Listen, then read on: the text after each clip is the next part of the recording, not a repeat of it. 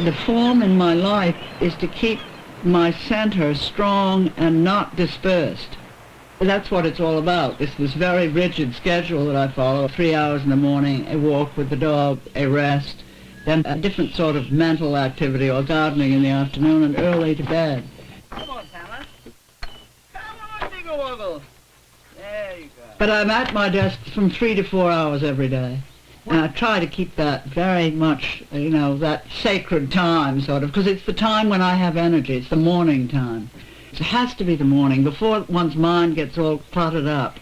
When the door to the subconscious is still open, when you first wake up. I think that's the creative time for me. Because you see, that primary intensity. This is what my life is all about, is creating a frame in which I can have that primary intensity for 3 hours a day. That's all I ask. It's thought and feeling together. This is what makes the poem for me. When you can think and feel at white heat, and when, of course, the image comes to you, which is going to carry this, and which is going to help you find out what you're really feeling. This is why I write poems, to find out what I'm really feeling. I never can write in form unless I'm inspired. And when I write in form, it's anything but something intellectually worked for. The lines run through my head and I can't stop them. I wrote the whole sequence, the Divorce of Lovers sequence, on a lecture trip when I had a high fever a lot of the time, and I was terribly exhausted, and the poems would just push me. I'd have to get up in the night and write them down. They just flowed through me. This is a case, I think, of real inspiration. I mean, it was out of a lot of pain, and suddenly the whole thing sort of came through in the poem. I don't write poems very often, and they come in batches, and it seems to be always connected with a woman, in my case, who focuses the world for me, and sometimes it's a love affair in the ordinary sense, and sometimes it's not. It's simply somebody whom I say it, I think, quite well, and it's been quoted back to me in a little passage from Mrs. Stevens Hears the Mermaid Singing. When Mar asks the old lady, how can you have loved, he says, you can't have loved all those people in the way I mean, the muses, the people she's written for. And she says, I love them in the way one loves at any age, if it's real at all, obsessively, painfully, with wild exaltation, with guilt, with conflict. I wrote poems to and about them. I put them into novels, disguised, of course. I brooded upon why they were as they were, so often maddening, don't you know. I wrote them ridiculous letters. I lived with their faces. I knew their every gesture by heart. I stalked them like wild animals. I studied them as if they were maps of the world. And in a way, I suppose they were. Love opens the doors into everything as far as I can see, including, and perhaps most of all, the door into one's own secret and often terrible and frightening real self. I often think of that beautiful sentence from Yeats, think where man's glory most begins and ends, and say my glory was, I had such friends. And I feel it very deeply, because I was very lucky from the time I was a small child in the people who came into my life in one way or another, starting with Marie Clauset, of course, Jean Dominique, the Belgian poet who was a teacher in the school where I went for a year and whom I absolutely adored, and who recognized in me, I think, as if a younger version of herself. And we became, of course, very intimate friends, and she's in the first novel. Then there was, years after that, after my theatre failed, and I went to England to start being a writer, really, and was writing The Single Hound, and had the extraordinary luck of meeting the Julian Huxleys, who became very dear friends of mine, both of them, and Elizabeth Bowen, whom I adored, and Virginia Woolf, I used to see for tea every time I went over, Eva Le Gallienne, who was a very great influence on me in the theatre. And they're just innumerable people who have been built into my life, so that I feel that whatever I am, I owe to these people. I did live, as I say, with one person for a long time, and I love that communion and that routine and that coming together in the evening and having a drink and talking. I mean, this is very precious. I miss it. I miss it. I'm terribly lonely now here. But I've also become enamored of solitude, you see. My solitude is everywhere, you see, and sometimes I don't speak to anybody except just to say good morning to the postmistress for days. For days, literally, in the winter. And this is hard to handle, to not get unbalanced and not let depression get hold of you. Everything becomes more intense, you see, which is partly why it's marvelous. There's nothing to break the intensity. The great flow from the subconscious to the conscious is the good thing about solitude. There's no barrier between the subconscious and the conscious, or much less than there is if you're talking to a person, when you're constantly taking them into account, you know, especially if you love people as I do. Life must flow through you at every moment, I think, and every day and through every year. You're really a receptacle and an instrument for life to flow through. And if you keep stopping it by over-control, it's not good. It's not good, I mean, whether you're a creator or not.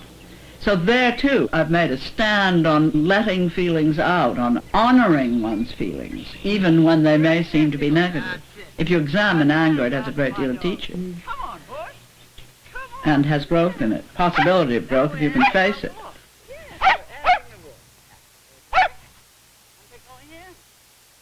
The fact that I've gone on growing and producing so long, and that nothing has stopped me, with very depressing and discouraging lack of recognition, which really originally was the reason I went to Nelson. And that was nearly 20 years ago. And I went to Nelson saying, I'm a failure, really, and I'm just going to withdraw and work, and eventually they'll come to me. I seemed sentimental. I mean, that word has been used. I bitterly resent it because I don't believe that my work is sentimental. As a whole, the vision of life projected in my work is idealistic and humanistic, is not negative. There's no violence of a person against other people, physical violence, and there's very little sex. I would like all my work, in the end, to be transparent, and something that is transparent can be very deep, like a well. It's been a long, hard struggle, and I think maybe I'm a good role model from the point of view of simply persisting and having the psychic energy and the whatever it is, you know, to go on. Thanks very much. I do get about 50 letters a week. I love hearing from people. And the letters have helped me very much because in many times when I really felt the work wasn't getting through, that nobody was aware that I or it existed, the fact that people from all over the country, of all ages, men and women, children, wrote me to say, I found this book, years ago it was one book, you know, it was the fur person, say. Then, say, Kinds of Love, or As We Are Now, would bring letters from people, in the case of Kinds of Love, who loved New England, or who had experience with love in old age, which that is partly about the failing of, the physical failing and the dealing with it. But now, a very interesting thing has happened. Many of the letters say, I've read everything you've written, and I want to thank you. So it's different from just one book, which hits one nerve in a person. And this is, of course, tremendously moving to me, and very heartening and helpful, since I still lack serious critical attention.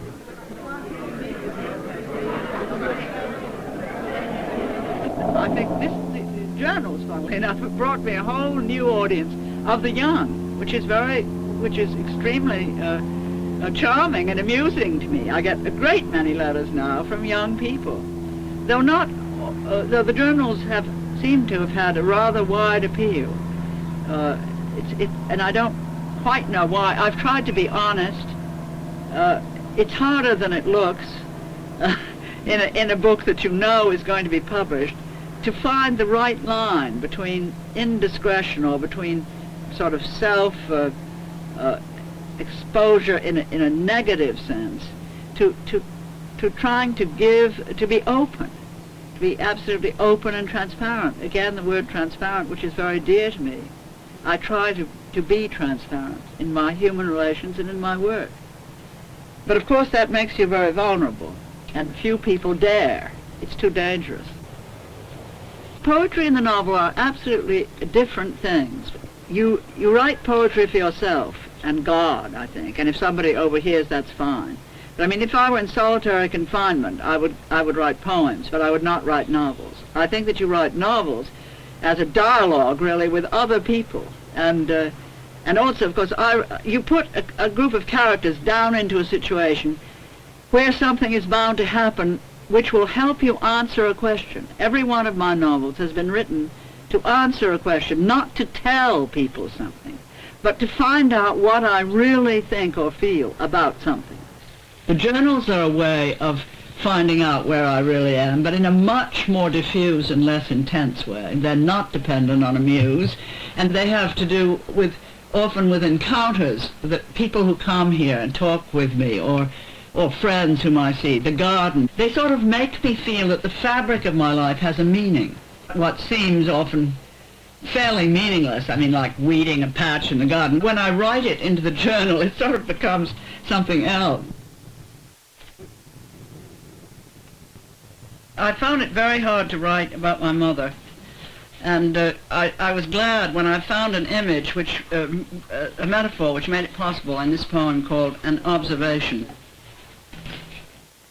True gardeners cannot bear a glove between the sure touch and the tender root, must let their hands grow knotted as they move with a rough sensitivity about under the earth, between the rock and shoot, never to bruise or wound the hidden fruit. And so I watched my mother's hands grow scarred. She who could heal the wounded plant or friend with the same vulnerable yet rigorous love. I minded once to see her beauty gnarled, but now her truth is given me to live. As I learned for myself, we must be hard to move among the tender with an open hand, and to stay sensitive up to the end, pay with some toughness for a gentle world.